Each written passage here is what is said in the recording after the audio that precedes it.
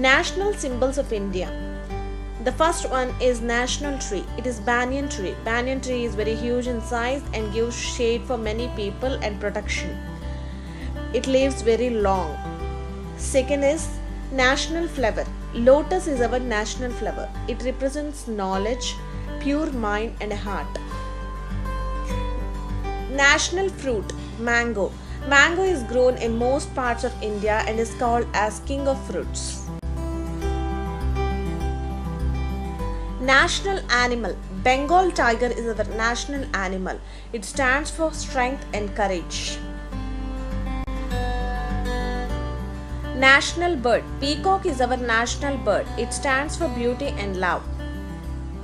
And it's famous for dance. Peacock dance.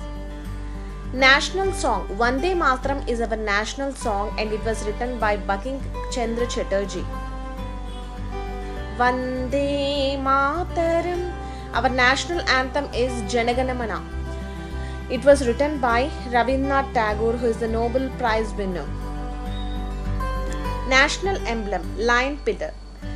On 4 directions, it has 4 different lines which represent strength and courage.